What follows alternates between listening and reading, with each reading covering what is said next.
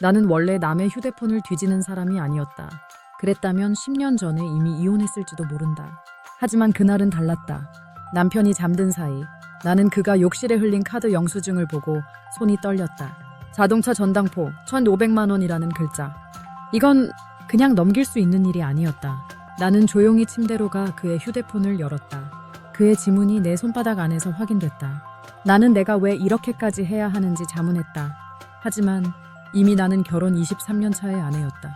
지금까지 참고 살았던 시간보다 더 무서운 건 이제 와서 모든 게 무너지는 순간이었다. 10년 전 그 사람의 외도 사실을 처음 알았을 때도 나는 침묵했다. 출장이 잦다더니 서울 강남의 한 모텔에서 나오는 걸 내 눈으로 봤다. 그때도 말 한마디 못하고 집으로 돌아와 애들 얼굴을 보며 참았다. 아빠만 있으면 돼요 라는 딸아이 말에 나는 내 분노를 접었다. 이혼을 생각 안 한 건 아니었다. 하지만 그때 누군가가 나에게 말했다. 애들 다 크면 그때 이혼해. 지금 이혼하면 너만 손해야. 그래서 그날 이후 나는 감정을 접고 살았다. 회사를 다니며 생계를 책임졌고 남편은 하는 둥 마는 둥 자영업을 하다 접고 다시 시작하곤 했다. 문제는 외도가 아니었다. 그는 빚을 내는 습관을 고치지 못했다.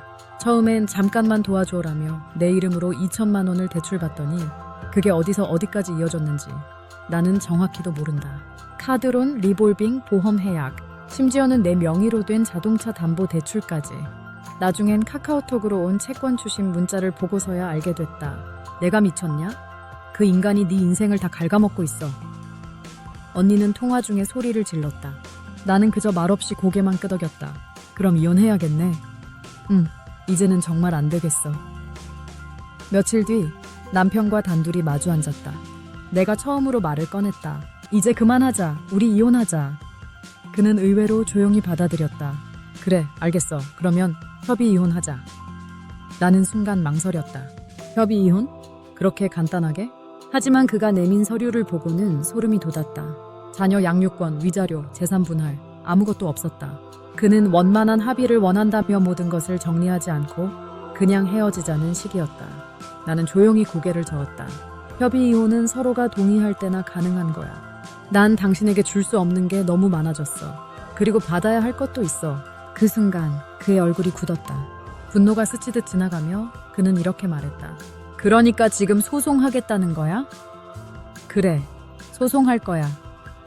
법률구조공단 홈페이지를 뒤지며 무료 상담이 가능한 곳을 찾았다. 근무 시간을 쪼개 겨우겨우 찾아간 사무실. 젊은 변호사는 나를 조용히 앉히더니 이렇게 말했다. 협의 이유는 두 분이 다 모든 사안에 동의하셔야 가능합니다. 그런데 상대방이 재산을 숨기거나 위자료를 주지 않으려 한다면 재판상 이혼으로 가셔야 해요. 나는 고개를 끄덕였다. 나의 싸움은 이제 시작이었다. 소장에는 가능한 한 구체적으로 왜 이혼해야 하는지 쓰셔야 합니다. 그래야 재판부가 사안을 판단할 수 있어요. 변호사의 말은 마치 대본 같았다. 하지만 내 마음은 그보다 더 복잡했다. 왜 이혼하려고 하시죠? 라는 질문 앞에서 나는 그간의 결혼 생활 전체를 하나하나 다시 꺼내야만 했다. 1998년 IMF 직후 나는 그를 만났고 그는 조용하지만 성실해 보이는 사람이었다. 직업은 인쇄소 기술직. 나는 보험 설계사였고 월 300만 원 가까운 수입이 있었다. 엄마는 말렸다. 남자가 너무 무던하다. 너무 조용한 건 좋은 게 아니야. 나는 엄마 말이 귀에 안 들어왔다. 내가 번 돈으로 결혼 준비를 했고 혼수도 거의 혼자 해왔다. 그래도 사람 하나 믿고 살아보자는 게 내 선택이었다. 결혼 12년 차. 그가 출장 간다며 나간 어느 날 SNS 메시지를 확인하다 우연히 낯선 여자의 메시지를 보았다. 이번 주 금요일 우리 예전처럼 만나자. 나는 멍했다.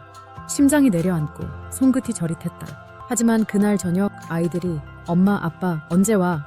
묻는 말에 나는 아무 일도 없던 듯 곧 오실 거야 라고 말했다. 그 외도는 그렇게 내 안에서 묻혔다. 남편은 늘 이번엔 진짜야 라고 말했다. 소규모 인쇄업, 의류 유통, 모바일 액세서리 사업 모두 빌려 2년 사이에 접었다. 하지만 문제는 그 사업보다 늘 내 명의로 대출을 받아야만 시작했다는 것이었다. 그는 내 신용을 당연한 듯 사용했고 나는 거절하면 당신은 나를 믿지 않는 거냐는 말을 들었다. 어느 날 내 직장 계좌로 법원 채무 변제 통지가 날아왔을 때 나는 그냥 책상 아래서 울었다.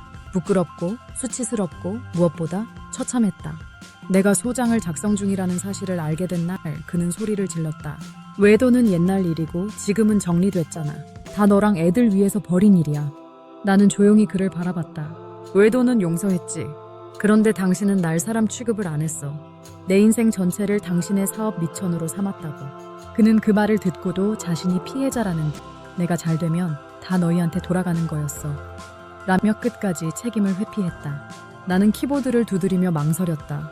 피고는 결혼 생활 중 지속적으로 외도를 했고 반복적인 투자 실패와 일방적인 경제적 결정으로 원고의 신뢰를 철저히 훼손하였다. 신뢰를 훼손하였다는 단어를 쓸 땐 손이 떨렸다. 하지만 그것이 내가 겪은 결혼의 본질이었다. 이 정도 내용이면 충분합니다. 소송 접수하면 법원에서 조정기일을 지정할 거예요. 그게 뭔가요? 재판 전에 조정을 시도하는 겁니다. 합의 가능성이 있다고 판단되면 조정으로 종결되기도 하고 협의가 안 되면 정식 재판으로 넘어가죠. 나는 고개를 끄덕였다. 그리고 속으로 다짐했다. 조정 따위로 끝낼 생각 없다. 이 결혼 나는 끝까지 가서라도 정리할 거다. 법원 복도를 걷는 내 발걸음이 묘하게 무거웠다. 첫 조정기일. 남편과 법정 밖에서 다시 마주치는 게 이토록 낯설 줄은 몰랐다. 그는 내게 눈길도 주지 않았다. 검은 정장 차림에 낯선 향수를 뿌린 것 같았다. 처음엔 내가 좋아하던 향기였는데 지금은 불쾌하게 코를 찔렀다. 조정위원은 중년 남성이었다. 검사 출신이라더니 말투부터 단호했다. 두 분 마지막으로 합의의 가능성은 없으신가요? 나는 눈을 마주치지도 않고 고개를 저었다. 남편은 침묵하다가 이렇게 말했다. 제가 외도한 건 오래전 일이었고 지금은 경제 사정이 어렵다 보니 그런 선택을 했습니다. 이혼은 원치 않습니다. 순간 나도 모르게 피식 웃음이 났다. 원치 않는다니? 그가 나에게 어떤 짓을 했는데. 조정위원님, 제 이름으로 된 대출만 4건입니다. 자동차 담보, 신용대출, 심지어 카드론까지요. 남편은 저한테 아무 설명도 없이 제 명의를 써왔고 저는 매달 신용불량자처럼 연체 알림을 받습니다. 조정위원은 고개를 끄덕였다. 하지만 남편은 계속 무언가를 속삭였다. 제호도 생활이 어려웠어요. 그때 잠깐 도와달라고 한 거고 결국엔 같이 살 집 마련하려던 거잖아요. 남편이 제출한 재산 목록은 충격 그 자체였다. 자신 명의의 재산은 0, 아내 명의로 된 오피스텔 전세 보증금 1억 3천만 원만 표기되어 있었다. 이건 제 직장 월급으로 모은 돈이에요. 그 사람하고는 상관없는 자산입니다. 부부 공동생활 중 형성된 거니까 절반은 줘야죠. 남편 쪽 변호사가 말했다. 그때 나는 처음으로 목소리를 높였다. 그 사람 한 달에 50만 원도 안 벌었어요. 난 애들 학원비, 생활비 다 감당하며 그 돈을 모은 거예요. 조정위원은 조용히 말을 이었다. 이대로는 조정이 어렵겠네요. 재판으로 넘어가겠습니다. 순간 남편이 갑자기 나에게 말했다. 그래, 끝까지 가보자. 너도 깨끗한 사람 아니잖아. 나한테 뭐든 다 줬냐고. 그 말은 나를 찢었다. 하지만 나는 울지 않았다. 나는 조용히 입술을 깨물고 자리에서 일어났다. 재판에서 봅시다. 버스 창밖을 보며 나는 생각했다. 이건 단지 이혼이 아니라 존엄을 지키는 싸움이라는 걸. 내 이름으로 된 빚, 내 신용으로 만든 삶, 그리고 내가 지켜낸 내 아이들. 그걸 지우고 부부였으니 반씩 나누자는 그 말이 나를 너무도 모욕스럽게 만들었다. 나는 피고인의 자리가 아닌 내 인생의 원고로 그 자리에 앉아 있었다. 법원 3급의 미호, 오전 10시 정각. 재판장은 서류를 넘기며 말했다. 본건은 재판상 이혼 청구 사건입니다. 원고는 남편의 유책 사유로 이혼을 청구하고 있고 피고는 이혼을 원하지 않으며 재산 분할을 주장하고 있습니다. 한 문장 한 문장이 마치 내 인생을 문서로 읽는 듯 했다.